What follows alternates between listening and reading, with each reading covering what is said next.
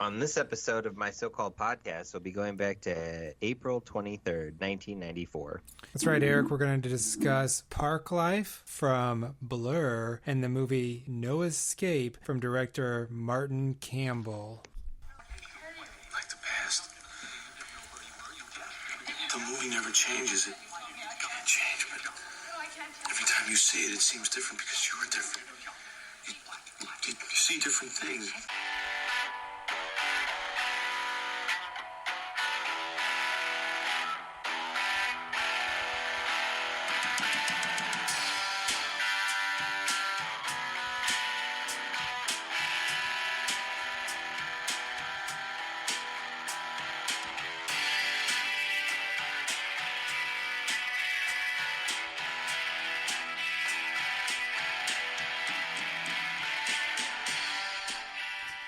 Welcome to my so-called podcast. I am Gary Linton. And I am Eric Spiegel. Eric, how are you doing? You know, Gary... You're fine. Just say fine. I mean, it's a crazy question to ask these Yes. days, isn't it? All right. It's a wild and crazy question, but despite everything, I'm hanging in there. How about you, Gary? Good. I'm doing well. This is a podcast where we go back to a week in the 90s. We talk about an album and a movie that were released the same week. We have a guest this week. Greg, introduce yourself. Hi, I'm Greg. I've been here before. That's right. Returning champion. That's what we call all our returning guests. They're all champions, and you are one. Oh, man. Right. Yeah, we're happy to have Greg Cejas on the podcast, a returning champion, as Gary has said, and also like a true millennial. Like we have some podcasters that join us that are Gen Xers. We've had boomers. We've had alphas. We've had Ds. But I feel like you're such a solid millennial, right? Like, so you can give us the millennial take on pop culture. I am firmly in the millennial frame. Yeah. So that's good. I mean, Gary, it just means we need to gird our loins for how old this may make us feel. Yeah, and my loins are girded. So Right. Well, I mean, that's because I sent you that text earlier today. yeah, I didn't appreciate that. That was quite embarrassing. Well, I CC'd your boss. Yes, thank you. It's weird when I CC people on a text, but I don't understand these things. But that's what you do. Okay, so Blur and No Escape, 1994. They were both released the same week in 1994. Eric, you and I were sophomores in April 1994. Yes, that was the end of our sophomore year. We were the wise fools. Yes, of high school, not college. We're not that old. Greg, you said you were in kindergarten? Preschool. Pre-K. Banner Okay, we've heard a lot about 10th grade year for Gary and I. We have not heard a whole lot of preschool. Oh, yeah. No, good year. That would have been, what, St. Lucas, I think, was the preschool out in Sunset Hills somewhere. I'm glad it was a good year. It'd be weird if you were like, it was a bad year, guys. Yeah, that would be a bummer. Why do we invite him on the podcast for this? Snacks were really low quality this year. The jelly Snacks was abound. off. Yeah, well, I will say one of my memories, very poignant memories of that was Big Wheel Day, where everybody had their big wheel and raced them. Except my big wheel did not have the traction necessary to go up the slight but gradual asphalt hill. And I very, very poignantly remember other kids leaving me behind in the dust as I became more and more mad and enraged, as a 4-year-old does. Big Wheel's still in 1994. Wow. I thought They were to me. Yeah. Hey, Gary, do you know what this music means? That means it's Total Recall, Eric. Yeah, that's right. It's time for Total Recall. And that is a memory 90s game that is not related to any movie of the same name. And we are going to start with the guest. Then it'll be Gary. Then it'll be me. We're going to go around in a circle. And whoever screws up first is the loser. And we're going to really be a circle if it only has 3 points? If we're far enough away, I think. Oh, okay. Sounds good. So, like, if we put Greg in a black hole, and then I'm a light year away. Oh, my gosh. This is a terrible logic puzzle for me. Step 1. 1, put Greg in a black hole. Step 3, profit. Profit. Step 4, big pile of sugar in your front yard. Step 2, question mark. Lenny. That's right. Anyway, so what I think we're gonna do is go around in the three of us, and the category is gonna just be prison movies, Gary. So it's just gonna be who forgets the prison movie that's been mentioned. It doesn't have to be 90s. It doesn't have to be where they knit their own sweaters, a la No Escape. They're nice sweaters. Are they? What a weird movie. I was like, you know what I was thinking about those sweaters? I was like, I hope there's something else brown in this movie. There was. Yeah. Yeah, there was like a lot of other brown things. So your hope was answered. Can we spend $20 million on sets in just one color of brown? Yeah, it was arguably mostly brown. Yeah, that's what it should have been called instead of No Escape. Or the other million titles. Escape from Absalom was one, but mostly brown was the one I liked the most, actually. No Escape from Brown. No, mostly brown. Yeah. So you guys, the way we're going to do it is prison movies, starting with Greg. Gary, you'll say Greg's and yours. I'll say yours and Greg's and mine, etc. Yes. Greg, prison movie number 1. I'm not sure how far I'm going to make it. I'm like having a blank in my head now. That's how it goes. Shawshank Redemption. Okay. Shawshank Redemption. And the only one that's coming to my mind right now is Life. Eddie Murphy, Martin. Ted Demme, yes. So we'll go Shawshank Redemption, Life, The Green Mile. Oh, yeah, okay. I will say American History X. That's... Yeah, but you have to say all the other ones. You have to remember the movies that we said. That's part of the game. You have to start by saying the Shawshank Redemption. That makes sense. That's why it's Total Recall. I see what it's like in Moonrise Kingdom. No, not Moonrise Kingdom. What was the Asteroid City where the kids are sitting and playing it? Yeah. Okay. So Shawshank Redemption, Life, and then of course the movie that you moments ago said to me. They're about the color of the linoleum. Another Stephen King. Oh, Green Mile. The Green Mile, of course. As I was going to have, I just coughed and choked on a large fly. And then I will say American X. Okay. So Shawshank Redemption, Life, Green Mile, American History X. How much of the movie has to... Oh, the only one I'm coming to... Caged Heat. I'm going to say Caged Heat. Oh, God. I'm not going to remember all of these. Shawshank Redemption. What did you say? Oh, Life, Green Mile, American History X, Caged Heat, Cool Hand Luke. Oh, yeah. Go on. Okay. So we have Shawshank Redemption, we have Life, we have The Green Mile, we have American History X, we have Caged Heat, we have Cool Hand Luke, and then we have The Great Escape. Yeah, we'll take it. Sure. We count that? Are they POWs? I don't remember. Sort of. Yeah. Right? I've never seen it. You guys are going to have to... It's been many years since I have seen this. I think Charles Bronson's in it, so I give you points. Oh, there we go. So, I guess I'm going to go ahead and say Shawshank Redemption, Life, Green Mile, American History X, Caged Heat. Eric said Cool Hand Luke. Then Greg came up with The Great Escape. And now I guess I'm going to say Chicken Run as a play. That's a good one. All right. Yep.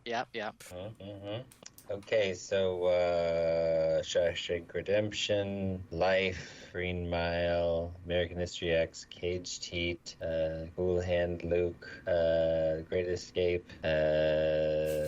What the hell did you just say? The one that comes right before is always the hardest. Oh, Chicken Run. And I guess I said Chicken Run. And then I think what I would say next would probably be Dead Man Walking. Oh. Go on. Okay. All right. So we have Shawshank Redemption. We have Life. We have The Green Mile. We have American History X. We have Caged Heat. We have Cool Hand Luke. We have The Great Escape. We have Chicken Run. And then, again, mere moments ago. Exactly. we had Seconds. Ooh boy, I It's even 'cause- went through it fast so that I would It's because you're thinking make about sure I what remember. you wanted to come up with I when sure am, and I even have it in my head. Oh, it's a good one. Boy, prison. I might be bowing out here. Sean Penn, You know, Susan there's a Sarandon. special kind of prison. Dead Man Walking. I read that book in high school. I'll give it and to then, you. okay, and then Guest privilege. I'll take my mulligan, and then I will say the Kevin Hart, Will Ferrell comedy Get Hard. I think is what it's called. Wait, I think that's a cop movie. Is it a cop movie? I remember the poster where they have Will Ferrell getting braids put in an orange jumpsuit. It's Will Ferrell's Getting Hard. Is that what it's called? Oh God, it's even worse. Full disclosure, never seen it. Yeah, it seems that way. Let's see. Let's see what. Googling this was a mistake. When obscenely rich hedge fund manager James Will Ferrell is convicted of fraud and sentenced to stretch in San Quentin, the judge gives him 1 month to get his affairs in order. Knowing he won't survive more than a few minutes in prison on his own, James desperately turns to Darnell, Kevin Hart, a black man. He's never even had a park ticket, for help. As Darnell puts James through the ringer, both learn that they were wrong about many things, including each other, and whether or not this movie. Well, I mean, it is about prison. Yeah, it's got a lot of prison in it. Yep, it's a prison movie. Get Hard. Right? Yeah, that's it. I'm gonna have to call it. I don't think I have another one. I'm gonna call it. Game over. Good job, Greg. Yep, you. Greg wins again. Greg's the winner. Much like the mountains, they win again. Wait, is that a Bush? That's a beer? Blues Traveler. Yeah, Blues Traveler. Yeah. But it From was the Bush yeah, commercial. exactly. Yeah. That's right. Okay. Yeah. Good. So, that was great, right? That was great, right? I saw a funny, Tim and Eric. You guys are hip to Tim and Eric. Mm-hmm. There's one where they're both in stools and they're like, "Hey Tim, hey, welcome back. How was your weekend?" And the other guy's like, "Not good." And the other one's like, "I get it." And that's the whole little clip. Made me laugh. It's like it's really, really bad. And the other guy's like, "Tell me about it." Yeah. Well, I think that sums up Total Recall. Okay, so you want to hear what songs were on the radio, Gary? Yeah. So these were the songs that were playing on the radio the same week that Blur released Parklife, which I believe came out in England and the United States at the same time. I don't think it was too different. Yeah. Yeah. You remember when the Ego landed many years later? This is sort of like that. Yeah, that's right. When the Ego landed. Number 10 that week was Now and Forever. I Will Be Your Man, Gary, by Richard Marx. All right. Number 9, Oscar winner Bruce Springsteen with Streets of Philadelphia. Oh, another prison movie. No, it isn't. No. No, Philadelphia. I'm not sure that's what. I mean, it's a courtroom movie, but there's no prison. They're lawyers. But then I misunderstood that movie completely. What a man, what a man, what a man, what a man, a good man. Do you guys know who sings that? On Vogue? Yes, they do. It's Salt and Pepper featuring On Vogue. Oh, Okay. okay. Mm-hmm. Okay, tell me if you know who sings this. I was answering. I'm your lady, and you are my man. Is that Celine?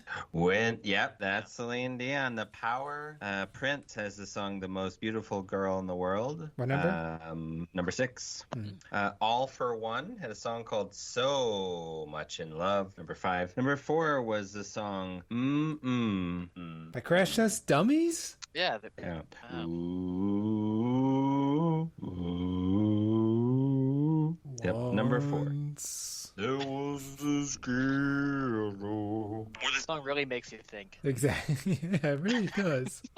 A song called "Without You" by Mariah Carey was number 3. "The Sign" by Ace of Base, 17 weeks on the chart. Number 2. The Sign. You know what they also saw? Not just the sign, but they saw the ka-ching, Dollar ka-ching. signs. There you go. I saw dollar signs.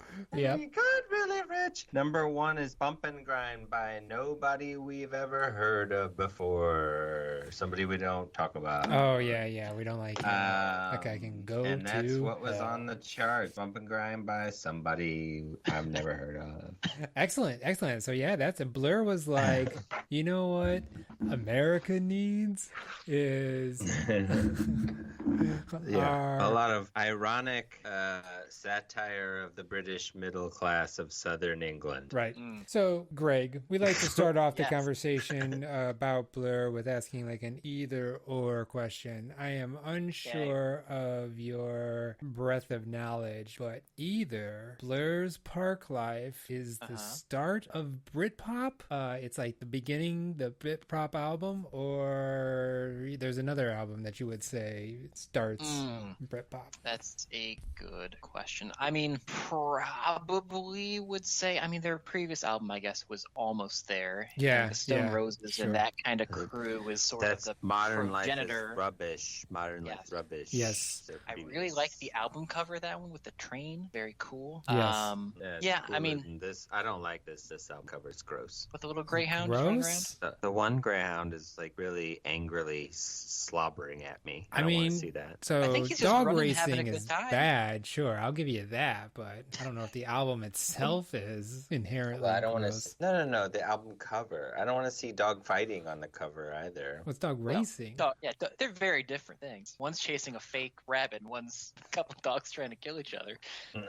I mean, that's very true. But Okay, I don't like either one either of them. this is all I'm album saying. cover is gross or Eric is crazy. No, wait. No, Greg needs to answer the first question, right? Okay. I will say, I guess this kicks it off in earnest, right? Yeah. I think Stone Roses and that kind of crew before sort of built it up. Mhm. But I think this is probably the first. Well, step and we into can't pure forget Britpop. all of the like early to mid '60s skiffle bands. Well, sure. So, I mean, I guess... How could you?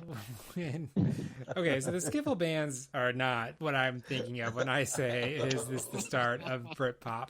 And I think even like, I mean, the whole Britpop moniker is kind of dumb in and of itself, because sure, they're the Stone Roses and Happy Mondays and Soup Dragons from Manchester, but they even had their own scene, which Blur's Leisure, their first album, was kind of like, taking after that, and then Blur kind That of... was kind of the death knell though of it, wasn't it? Of the kind of Madchester. Well, I mean, I thing? think Yeah. the Madchester was like a hot minute, right?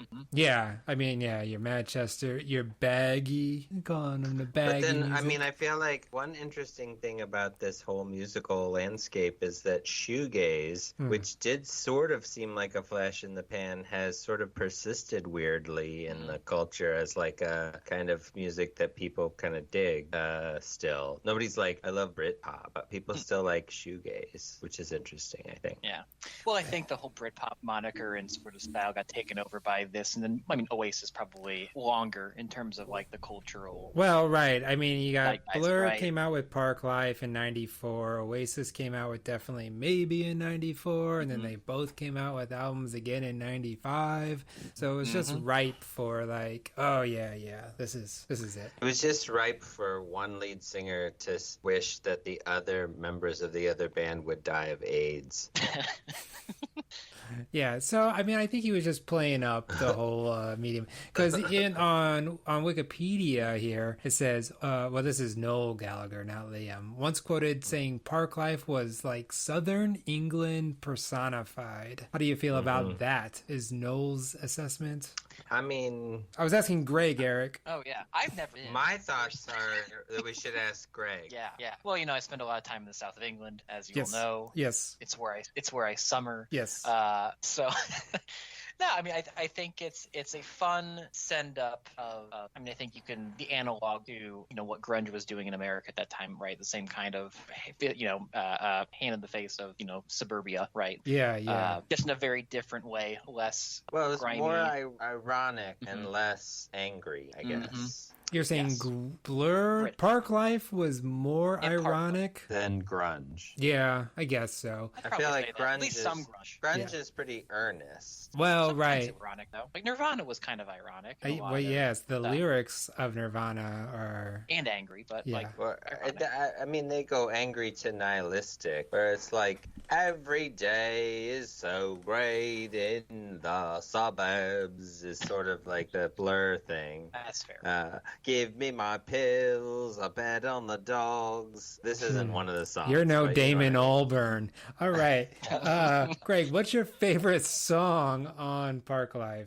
You know, I don't know if this is a basic answer or not, but probably Girls and Boys. It's Okay, great. yeah, I that's think- pretty Well, basic. that's Yeah, a basic. Good, that's a good song. It's the bass, man. The bass Yeah. is so There's good. there's no song on this album that even comes close to being as good as Girls and Boys, to be honest. Like, that's It's the just problem great. with this album, is that every Wait, other song the that problem wants with to be as good as Girls and Boys is not, and it's like a half-assed version. And they sometimes get like 2/3 of the way through a pretty good pop song, but then they kind of fall apart. Whereas that one's just top to bottom great. I disagree. Yeah. I mean, it's a good song, but there are a lot of other good songs on this album. Into the I think Century? this is I think clearly the big like radio hit. Like we're going for charts, things right. like that, right? It's Well- like the really catchy radio tune. I think Yes, my problem with End of a Century is it sounds like a rough draft of the song on the next album. What's it called? Modern Life? no, The Great Escape. Great Escape. Yeah, what the Country House? Or no, The Universal. There you go, the Universal. I feel like the End of a Century is like 3/4 as good as the Universal, so you could just listen to that.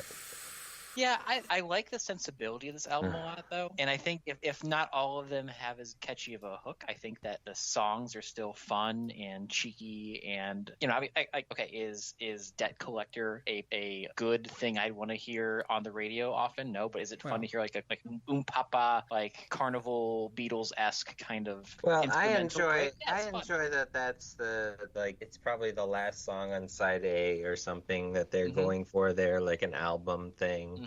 I don't have a problem with that. I really don't. But like a lot of the songs that should be hit singles in my mind are sort of like barely getting there with the verse, it seems, on this album to me. Like Undercooked. So you are an Oasis guy, not a Blur guy. No, I like The Great Escape a lot. Yeah. I mean, I think The Great Escape is better than this, and I think that Morning Glory is better than Definitely Maybe, but I like them both. Okay. Interesting, Eric. That's interesting. I mean, I think that Definitely Maybe is probably better than this is, though. Like, if I'm going to do top 4 of those 4, I think Definitely Maybe has, like, not as much inventiveness or differentiation in style. In fact, a lot of the songs on Definitely Maybe sound like Supersonic, but they're all pretty catchy. Whereas on this one, it's like We're not comparing try. Parklife to Definitely Maybe. We're just giving I just think they do different things. Yeah. Like Oasis is just dumb. They're always dumb. They Whoa, sound whoa, great. wait, I love wait. It's just breaking news that Noah and Liam Gallagher are not particularly bright individuals. Uh, Seemingly. They're fantastic musicians. I love their work, but I don't know. I think they're making really fun rock tunes and they're great. But I think it's like you get the other side of that with Blur, and so I like this album for that side of things. Well, yeah, Damon Albarn is definitely, I guess you're right. So a smarter lyricist than I'm feeling supersonic. Give me gin and tonic, So You could have it all, but how much do you want it? how much do you want it? The sink is full of dishes. She's got the sink is full of fishes. She's got dirty dishes on the brain. The girl that wears the dirty shirt, she knows exactly what she's worth. To me. Exactly.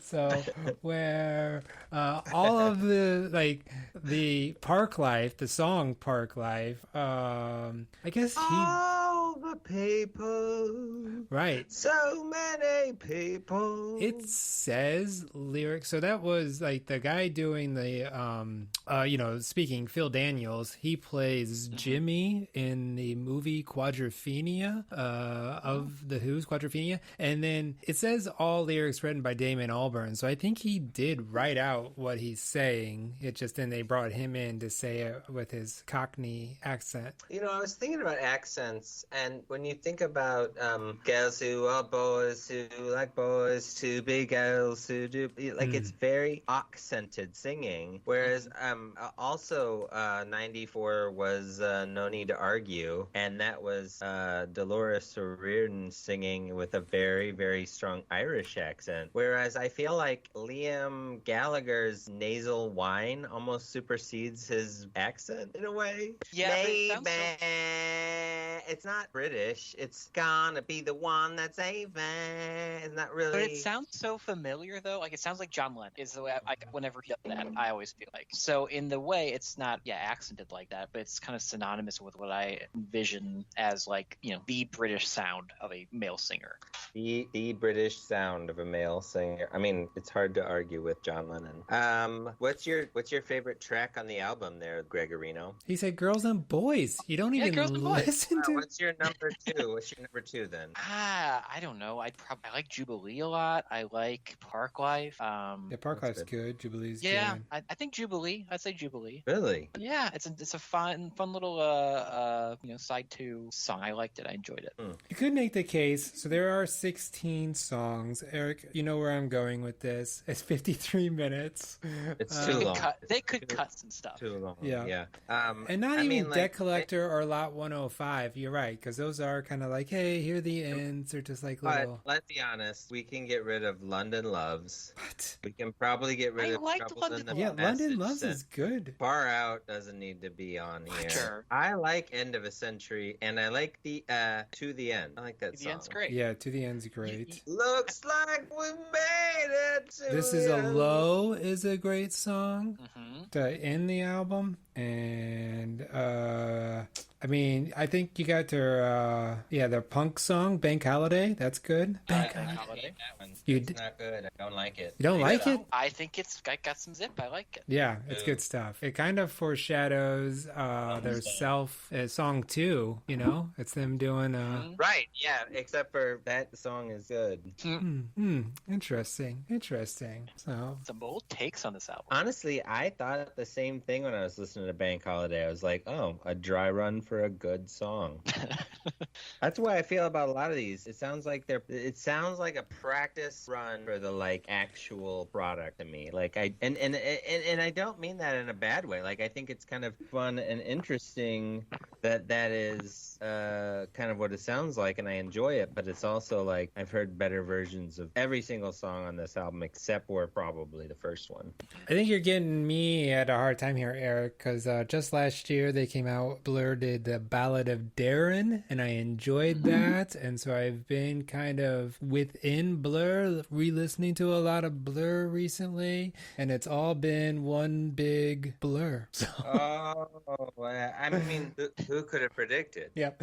No, that's not where I was going originally when I started that sentence. So I was going to say, I think I am just enjoying this stuff more, but I would also say that previously, if you had asked me, Great Escape I think is a better album than Parklife. I've always thought that. I always felt like, they needed the next step to get to a Great Escape. I mean, it's way better. But I'm enjoying this. I enjoyed listening to this one this time around, and I think it's a good album. Right. Now, I agree. I think that it is fun. I think it is definitely for those of us that already have decided we like Blur, though, as opposed to those that are trying to get into them for the first time. I'll actually disagree with you there. Okay. I was a very late comer to Blur, as in in the last 3 months. I just said, I don't know how you approach areas that you don't know that much about, but sometimes I'll just I should get into this particular part of music that I just have neglected for this long. I kind of forced myself to get into Talking Heads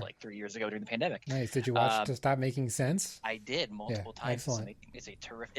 It's the better version of most of the songs. Yeah. Psycho Killer is a better version than the album version of Talking Heads 77, but I digress. But I just said I'll get into Britpop. Britpop, and Oasis was the easiest one, someone I was the most familiar with before. But then Blur, I really only knew, I would say, Country House and obviously Song 2 from, any sporting event.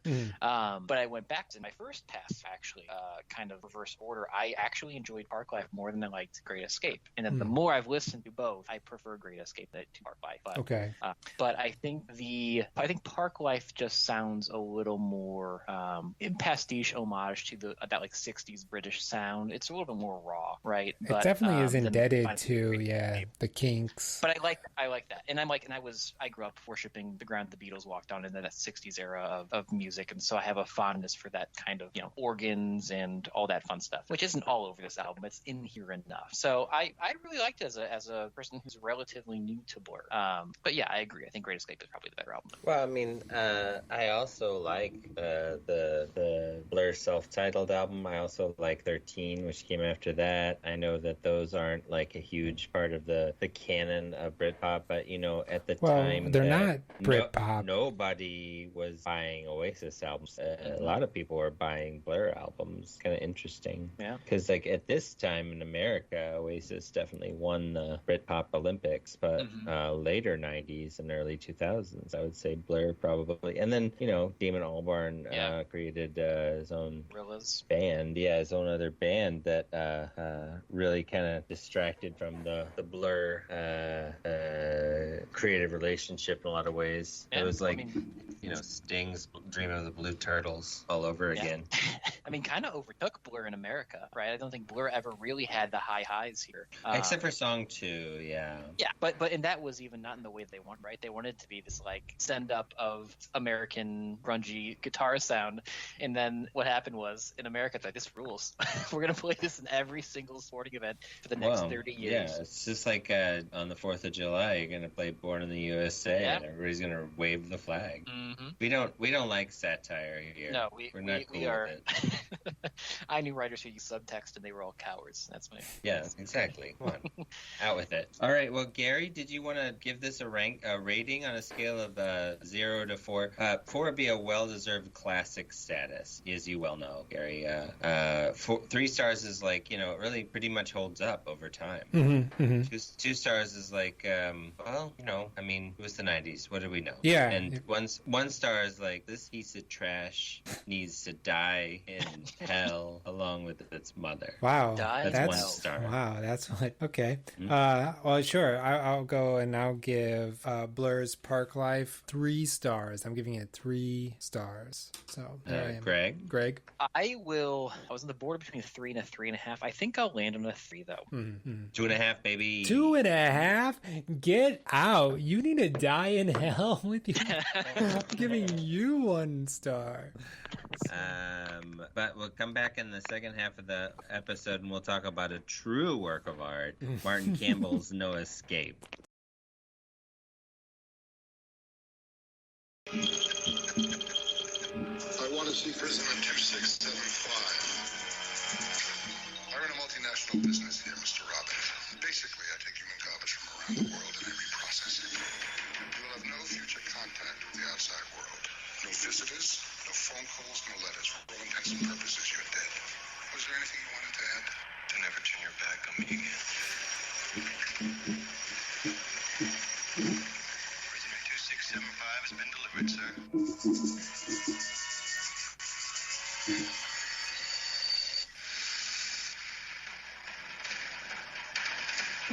Welcome to Vacation Paradise. Enjoy.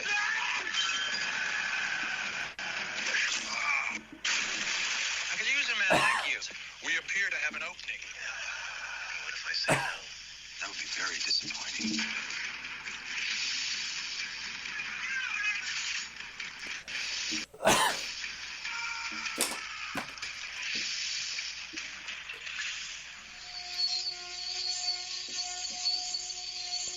Sir, prisoner 2675 is alive. He's at the insider's camp. What is this place? Sanctuary, mister. Back to my so-called podcast.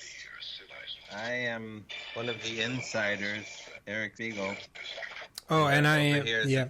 You're an outsider, right, Gary? Am I? I don't know. I'm Gary You work Linton. for Barrick or Barrick? Is that what that was called? The Merrick. nose gears guy. What was it, Merrick. Greg? Merrick with an Merrick M. M. Okay. So that was the trailer for No Escape. We're going to discuss that here in the second half of my so-called podcast. But first, before we do that, just like we told you, the songs that were on the radio when Blur released their album, we're going to tell you the other movies that were playing when No Escape came out. So there's some... And these would be probably also identified as the movies that people were going to see for real. Yeah. Right.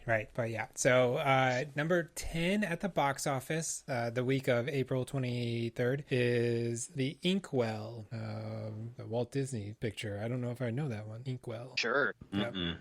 Probably about Walt Disney. Oh, yeah. I wonder if it is some sort of like documentary about the man himself. Yeah, The Inkwell. Good call. Created a fascinating cadre of beasts out of just seeing Gary. That's right. Number 9 is The Paper, Ron Howard.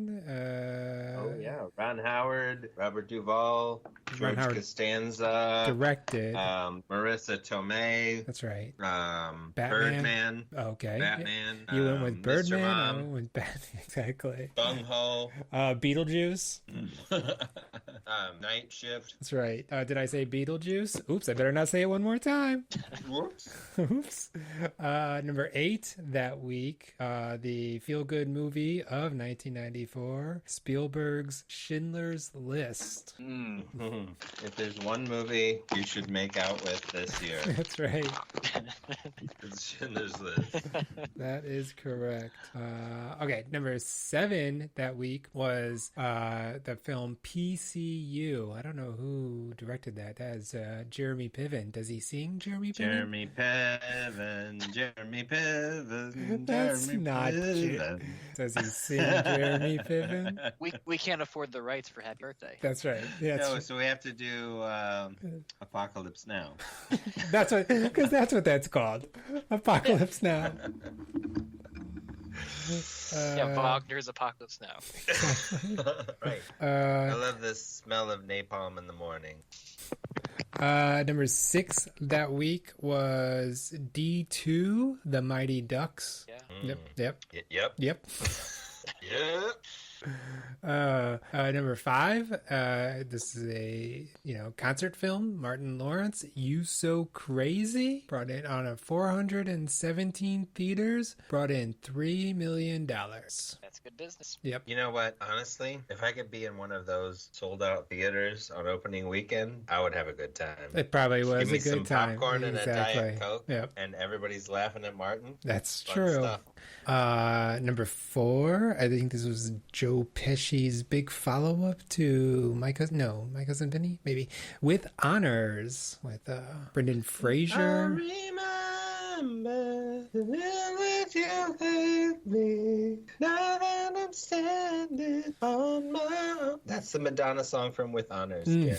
Yeah, Check's watch. It's done. got Moira Kelly. Moira. It's got Brendan Fraser. Mm-hmm. It's got Patrick Dempsey. I think you're Sure. Yeah. And Joe Pesci, of course. And it's got 1 week. It's got Yeah. 1 week till it goes out of theaters. So Madonna didn't win the Oscar for that movie? Madonna has always won every Oscar. That's nice. That was good though. She got that in the contract. Yes. People don't ask. They should have. I don't know if she has. She should have won the League of Their Own Oscar, right? She's great in that. They're all great though. Yep. She's not going to win an acting Oscar. That is not going to happen. No. But this used to be my playground. Number 3, Bad Girls. Number 2, the movie we're going to talk about here, No Escape. Oh, 3 is Bad Girls. That's a cowgirl movie. Yeah, with Madeline Stowe. Madeline Stowe My Heart, right? She was in everything. Yeah. Drew Barrymore is in that one too. Yeah, Right? Drew Barrymore My Heart. Am I right? Drew Barrymore making shows and less striking. Come on, everybody. Let's get back to work. Topical. Number one, this has been out, just 8 weeks. I thought this was going to be longer. Four Weddings and a Funeral. Another great movie. Andy McDowell. You be Mick Grant. Exactly. What's he been up to lately? Oh, just about everything. It was in that Dungeons and Dragons movie. That's right. It was. That was a good movie. I was very pleasantly surprised by that movie. Yeah, I went to see it in the theater twice. I was like, what else is out in March? Nothing. Let's do it again, guys. This guy and his Dungeons humble and brag. Dragons. Quit humble bragging. That's right. I got $5 times 3 or 4 to throw around. Oh my gosh. Every Tuesday. Yeah. So those are the movies that were out of the theater the same week that No Escape was also out. And number 2, a lot of people went and saw it. No Escape. Those poor bastards. All right. So, Greg, my question for you is an either-or format. Okay. Okay. There's a movie with Owen Wilson where he and his white family are in like a dangerous brown country. I can't recall which one. Uh-oh. Okay. Like a dangerous country that white people are afraid of. And this isn't Behind Enemy Lines, which I believe was in Europe somewhere. No. It's Owen Wilson and his family. Marley and Me. But they're behind enemy lines. But it's not behind enemy lines. It's called, funnily enough, No Escape. Oh. Okay, so he has to figure out how to get his family out of this, I don't know, situation of violence. I'm not sure what. I don't care. Would you rather watch that or this movie again? It's an either or. Oh. Okay. Ooh. I'm rolling the dice. I don't know. You know what? Listen, was this a good movie? No. No. The No, it Martin wasn't. Campbell 1994 No Escape was what you're talking Yes. about. Yep. It was not good. Was there some fun stuff in here? Sure. Was it too long? Also, yes. Was it worth it? Who's to say? What? No, I want to gonna go back to the fun stuff. Tell me about that. Okay, I like the general kind of campy performance of Stuart Wilson in this. Yeah, he was. Okay. He was. Yeah. The He only, was yeah. having fun, Yep. singing Christmas songs as she tries to kill people. That was Well, fun. It was Christmas. So I was a little puzzled at the beginning why he was so obviously the bad guy to Ray Liotta's character. Like at the point where he was like, join my group, shouldn't he have just been like, okay? I mean, there was a guy with teeth at one. Yeah. I think if you read the room in that situation, I think you just kind of say, this guy's probably not good. Mm-hmm. That's Well, my I mean, reading. in the sense that like movies like this have a bad guy and a good guy, but I feel like it wasn't clear. I mean, he definitely was eccentric. He was making a lot of fun jokes. I thought their little banter was neat. You know, he seemed like he was a solid dude. So you before would he give tried to kill him. his performance one of the positives for the film. Yes, and then whatever I say about his performance positively, I would say multiply that by a negative integer with Kevin Dillon's whole. My favorite entourage. Jerry. Oh, we've had Jerry Piven. Is he Rain Manning at the? Is he I was Rain waiting for Manning him in to this be like, movie? "Baby bro, we gotta go." Is this supposed to be like a young person or a delayed person? No, I think he's supposed to be like a Jimmy Olsen, right? Like an innocent who is like G. Willikers, Mister. Like you gotta. He's like the squire. Yes, yeah. But I found his entire arc and character ultimately pointless. Well, I mean, and nihilistic to an extreme degree. Well, like, sure. Yeah. Just because he essentially doesn't listen to explicit instructions from Ray Liotta. No, it was very clear. Yeah, he shouldn't have come. He wasn't. He wasn't well. Wait. That. We're getting ahead of ourselves. Gary, what the hell is this movie called and what's it about? Well, No Escape is okay. So it starts out with the credits over some marching soldiers, and then the credit sequence ends with somebody shooting the guy that was standing there. Pretty provocative opening during the credits to see that. I really murder. liked that shot. Yeah. I thought that setup was really cool. I thought that the blocking was neat. I really liked it. Yeah. Mm-hmm. And then we get the crawl that in the future it's 2022. 2022 and prisons are profit driven, and yeah, it was Right, and people look at prisoners as with dollar signs in their eyes, and I was like, whoa. Just like And then Lisa the Bates. next thing, and then the very next thing is something about something immoral being done at Benghazi. Oh yeah, Yeah, it all felt a little weird, right? prescient. That's right. Yeah. Yeah, it was very. No, my initial thought was like, oh, okay, these guys have something here. Like, this is a thing, prison profit system, and then they completely abandoned the premise of. Right. They just let that go, because as soon as you're on the island of stupid toys, it's the outsiders versus literally the insiders. The insiders. And And it's the so, insiders like, are run that- by, guys, disagree with me if you want to, a sexy and tan Lance Henriksen. He's looking nice. Yeah. Oh yeah. Yeah. Lance is looking good. Don't get me wrong. There are no women in this movie. I would say the most does this attractive fail the person is Bechdel Lance test? Henriksen. Yeah, does this movie fail the Bechdel test? Has there ever been a shorter answer for this one? So, an interesting thing about that. So, Gail Ann Hurd, one of the producers behind the Terminator movies and other Jim Cameron stuff and other big action movies, she had this screenplay. And one of the things the big studios were saying is like, we get some women in the movie or any kind of woman at all. And they were like, no, we're making it independently. So it's just all Ray Liotta and fat naked priests all the time. Put Ernie Hudson in. More Hudson, sexy tanned Henriksen. They ended up making it independently for $20 million. Yeah. And, it shows everything's the same color of brown. But you know what? Again, I will quibble with this at least. Mm. I see movies of this era and of this budget like manna from heaven. Like it's like $20 to $40 million sweet spot where you got the practical sets. You can look out. Big sets are fun. They're fun. Like, and this is like kind of the very wooded fort of the Insiders kind of reminded me of that. What Martin Campbell eventually does in The Mask of Zorro with that like the mine sort of set, right? A lot of contraption and people zooming across things. It's fun. Like the set, I like there was a big set and it was outside, and yes, it was brown, but I like the big brown set. Okay, I don't have a problem with the big brown set, Greg. I do have a problem with all of the characters having the same brown personality. Like, I don't know, like, even really what to think of Ray Liotta. I mean, there's a reason why I think he's not really a leading man, right? I think he settled in pretty well to the character actor road pretty quick. And, he does a thing very well, but it's not necessarily... He sort of creeps you out a little bit more than, like, the leading man. And in Goodfellas it worked because it's like he's unraveling. Yeah, he's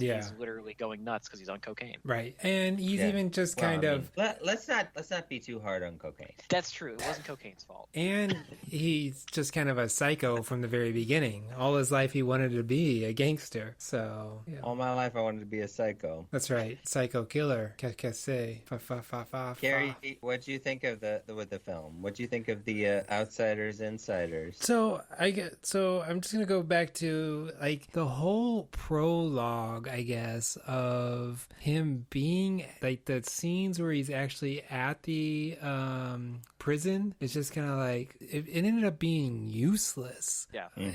None of that was needed at all. I mean, it sets up Michael Lerner as the big bad, and I guess we kind of need him for the big bad, but then if it was more fleshed out, right? Like if he's exploiting them for profit somehow on the island, and then they let sure. But yeah, it's nice to see him in things. I always enjoy seeing him in things. But yeah, it was an odd. This is what it felt like to me, is that they got everybody on set, they put them in their costume, and they're like, you kind of get it, right? Like you're based on your suit and your outfit, like kind of who you are, and everybody's like, yeah, we kind of get it, and they're all just sort of saying their lines. Like, it just doesn't seem like there's a real cogent actual human story being told to me. And there's like stuff that just doesn't make any sense. Like if you try to think about it, like one of my biggest ones that really took me out is like, so they shoot him. Okay, they shoot him with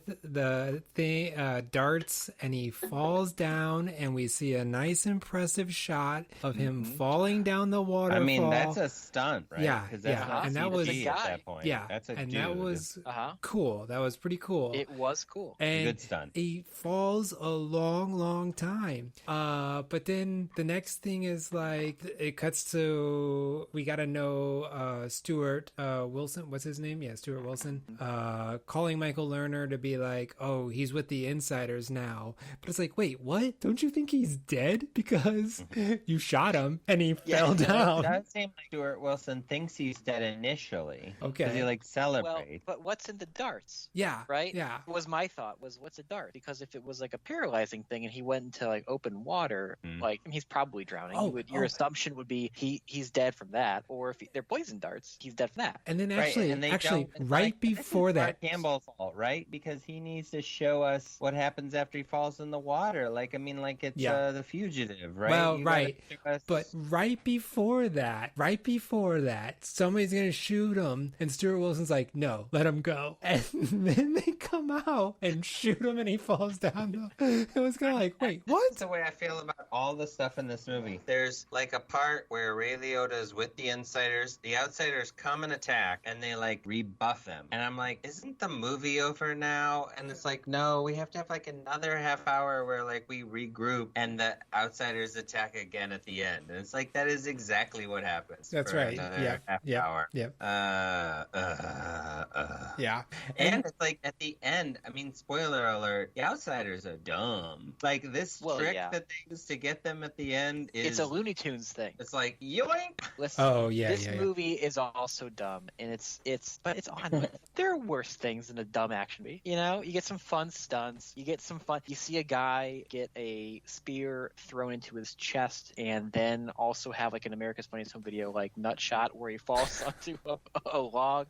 I didn't expect that. Yeah. You know, I feel like for me, it's just like I keep coming back to the drab browns because it's like I'm looking at the same thing on screen the whole movie. It seemed like, and it was all pretty boring and predictable. Yeah. And it's like I guess to me it was like I was so bored. I was like, why is Stuart Wilson the bad guy and why is Lance Henriksen the good guy? Like, what's the difference between these two guys? It's like, whatever. I'm not gonna vote. They're both the same party. Like I couldn't be bothered to figure out any kind of outrage for the bad guy in this movie. Well, one guy grows corn and the other guy doesn't. So that was okay. Yeah, touche. Corn syrup is evil, so the corn growing guy is the bad guy, right? There was just like a lot of things that also didn't like. So Ray Liotta's on the insiders. He's going to this building, and Ernie Hudson says, "Don't you ever go in that building." And like Ray Liotta turns, and then the very next shot is Ray Liotta coming into a building where Ian McNeice is, and it's kind of like, wait, did he decide to go in that building anyway? But no, it's like, oh, he went into another building. But it's just like those scenes didn't line up because it was kind of like, wait, what? So it's just shoddy. It's a shoddy film. Yeah, it is.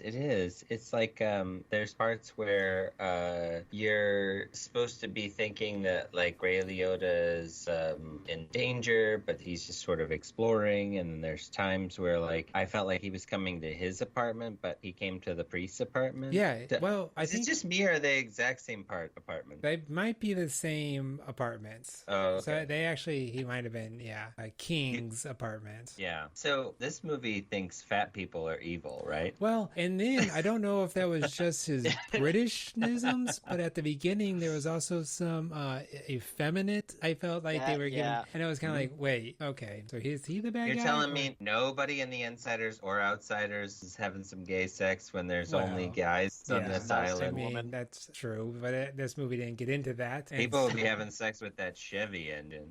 Hey-ho. And then the other worst part, I just want to say this, is like when they're celebrating and Ray Liotta goes talking about Lance Hendricks, he's like, what's his deal? And whoever he's talking to is like, that's his story to tell you. But let me go tell you his story. Did you like how Lance Henriksen's style of leadership was to get really loud and yell and everybody would do what he said? Yep. Until the final two scenes of the movie when he's like, I'm dying. And then like the following scene, Ray Liotta had to like carry his dying body around. But like up until that point, nothing at all about his illness. Yeah.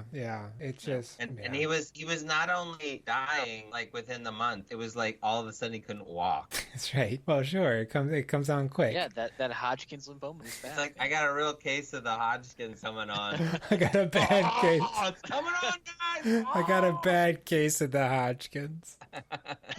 Don't get too close. So I think this movie is probably most terrifying for people who I feel like I have a little bit of a phobia of this is sharp wooden spikes. Like those do kind of terrify me, especially if it's some sort of moving wooden trap structure that's gonna like spike me. Sure. That always freaks me out, and I think there was some of that in the like trailers on television like for this movie, and I never wanted to watch it because I was like, oh, somebody's gonna get spiked in the face in this movie. I can't watch that. And these they did. wooden spikes, and there's a lot of sharp wooden spikes in the film. Truth in advertising.